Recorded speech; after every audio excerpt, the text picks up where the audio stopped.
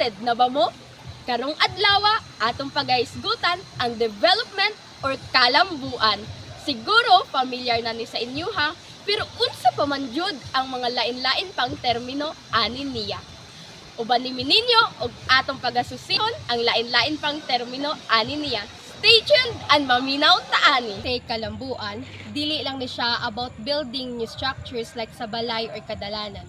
Kalambuan o development means making life better para sa tanan. For example, kung naay bag-ong eskwelahan, mas daghang kabatanunan ang makakaton ug makakuha og maayong edukasyon. Another example is, kung naay access sa clean water, mas himsog ang atong pamilya ug mas ma-minimize ang sakit.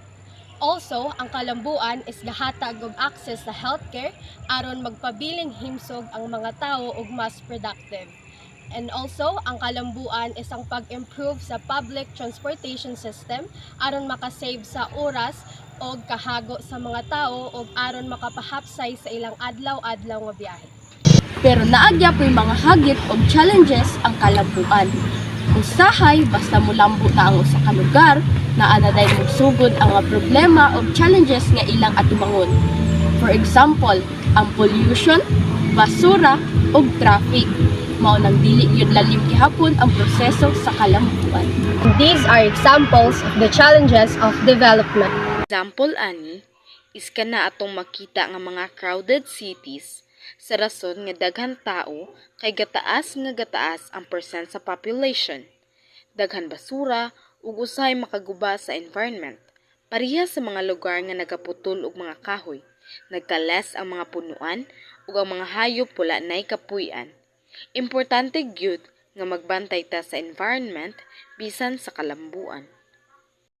That's why we need sustainable development. Kanang pag-make up of plans and take initiatives para ma-assess ang need sa katawhan.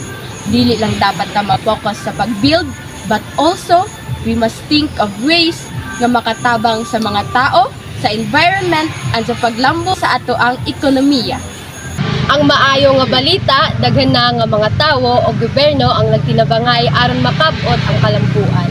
For example, naanay mga project for renewable energy like solar power o wind energy. Og naana po yung mga community clean-up drives para mapanatili ang kalimpyo sa palibot.